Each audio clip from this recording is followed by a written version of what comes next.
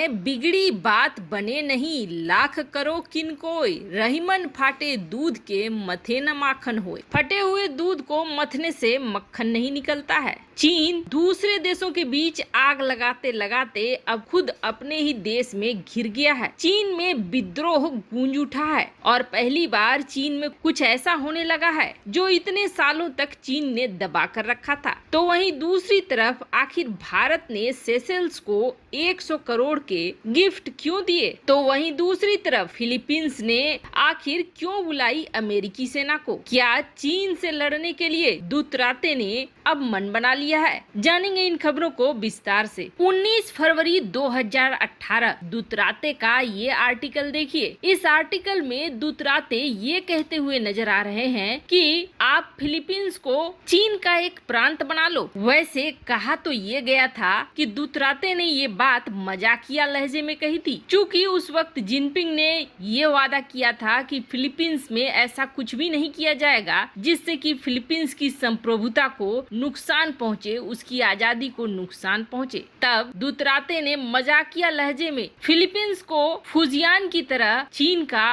प्रांत बनाने की बात भी कह दी थी। पर कहीं न कहीं फिलीपींस के राष्ट्रपति दुतराते लुढ़कते हुए जरूर दिखते हैं, जिसकी वजह से फिलीपींस में बवाल भी मचा रहता है। फिलीपींस के लोगों ने हाल फिलहाल में सोशल मीडिया पर दुतराते के खिलाफ बड़ा बवाल मचाया। उनका ये कहना है कि अभी देश में समस्या है, लेकिन दुतराते ने अपने देशवासियों के संबोधन को कैंसिल कर दिया और बहाना ये दिया कि वो कोरोना की वजह से ऐसा कोई आयोजन नहीं करना चाहते हैं। पर उसी दिन चीन के द्वारा भेजी गई 1 मिलियन सिनोवेक वैक्सीन की डोज लेने पहुंच गए और वो भी खुद। दुतराते 2-3 तरह की बातें कहते हुए दिखते हैं। एक तरफ दुतराते ये कह रहे हैं कि हाल फिलहाल में जो दक्षिण चीन सागर में व्हाइट सन रीफ पे चीन ने कब्जा कर लिया है, उसकी वजह से एक तनाव पैदा हुआ है, वो हमारी दोस्ती को नुकसान नहीं पहुंचाएगा। तो वहीं दूसरी तरफ आप इस आर्टिकल को देखिए, जिसमें वो चीन से मान मनौवल तो कर रहे हैं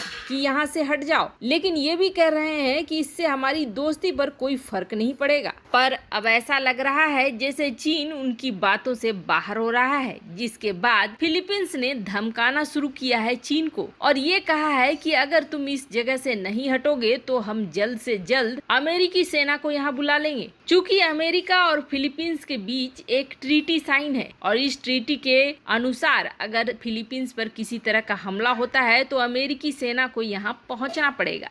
वैसे ये वो इलाका है जहाँ पर 250 मिलिट्री वेसल्स के साथ घुसा था चीन और इसके बाद इस इलाके से 6 और द्वीपों में वह फैलता चला गया है। वैसे जिस ट्रीटी के तहत फिलीपींस अभी अमेरिका से मदद मांगने के लिए आगे आ रहा है, आपको बता दें एक समय ऐसा आ गया था कि फिलीपींस ने ये कहा था कि अमेरिका से ये ट्रीटी फिलीपींस अब तोड़ देगा और चीन को खुश करने के लिए फिलीपींस ने अपने देश में मिसाइलें भी तैनात करने से मना करवा दिया था अमेरिका को। अमेरिका फिलीपींस में बैलिस्टिक मिसाइलें तैनात करना चाहता था ताकि यहाँ से दक्षिण चीन सागर में चीन को निशाना बनाया जा सके, पर उस वक्त फिलीपींस ने अमेरिका को टके सा जवाब दे दिया था। वैसे अब ट्रीटी के अनुसार तो अमेरिकी सेना को इस जगह पे उतरना ही पड़ेगा। वहीं दूसरी तरफ आखिरकार आजकल सेशेल्स का नाम बहुत ज्यादा आ रहा है। सेशेल्स के साथ भारत अपने रिश्ते काफी तेजी से बढ़ा रहा है। अब क्या कारण है कि सेशेल्स को इतनी तवज्जो दी जा रही है और सेशेल्स से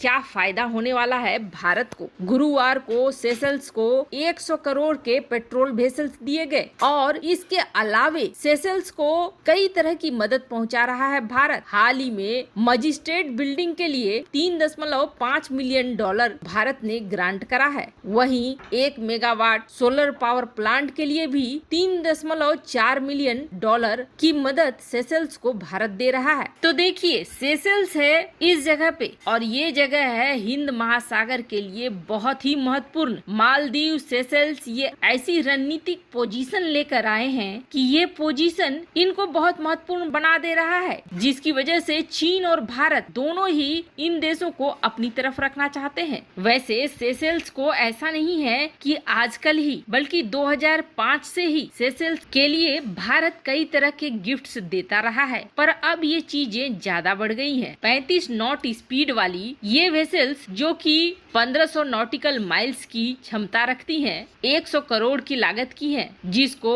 एंटी स्मगलिंग, पेट्रोलिंग, सर्च और रेस्क्यू में काम में लाया जाता है। सेशल्स को ये बड़ी गिफ्ट सिर्फ इसलिए दी जा रही है ताकि सेशल्स के साथ भारत के रिश्ते बहुत ही अच्छे रहें और वक्त पड़ने पर काम आए सेशल्स। वहीं दूसरी तरफ चीन में भी अब विद्रोह के बिगुल बजने लगे हैं। दरअसल चीनी राष्ट्रपति शी जिनपिंग घरेलू मामलों को इस तरीके से दबा कर रखते हैं कि उसकी खबरें अंतर्राष्ट्रीय मीडिया में आ नहीं पाती हैं। लेकिन जितने अत्याचार और प्रताड़ना चीन अपने देशवासियों के साथ करता है, वो चीजें धीरे धीरे सुलग रही हैं। जहां अर्थव्यवस्था के नाम पर पूरा दोहन किया जाता है और वहीं कानून व्यवस्था के नाम पर मनमानी की जाती है। अगर ये सवाल पूछो कि चीनी सेना के लोग क्यों मरे, तो उस पर आपको पकड़ कर ले जाएगी पुलिस और सालों के लिए डाल देगी जेल में। यहाँ तक कि आम इंसान को तो छोड़ो, बड़े बड़े बिजनेसमैन भी इससे अछूते नहीं हैं। उनका तो अता पता ही गायब हो जाता है। अचानक से वो प्रकट होते हैं और अचानक से फिर गायब हो जाते हैं। किसी तरीके से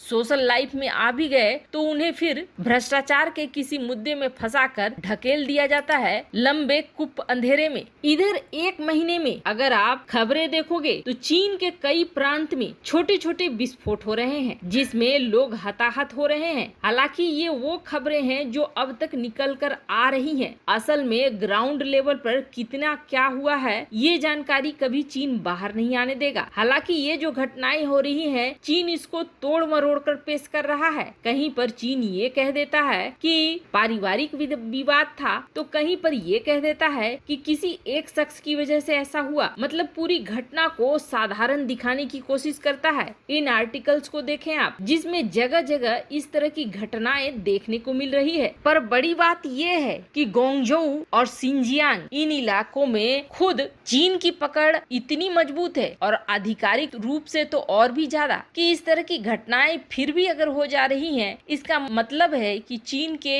आम लोगों के बीच अब एक आग सुलगनी शुरू हो गई है, जो कभी भी बड़े विद्रोह का रूप ले सकती है। इस वक्त तो चीन किसी तरीके से दबा रहा है इन विद्रोहों को, लेकिन बहुत जल्द चीन का वही हालत होगा जो सोवियत संघ का हुआ था। जैसे सोवियत संघ टुकड़ों में टूट गया था, वैसे ही अब की बारी चीन की लगती है। वैसे आपको क्या लगता है, भारत जो कूटनीति सेशल्स, मालदीव, मलेशिया के प्रति चल रहा है, क्या वो सही है? कमेंट कर अपनी राय जरूर बताएं। जल्द मिलते हैं अगले वीडियो में नई खबर के साथ।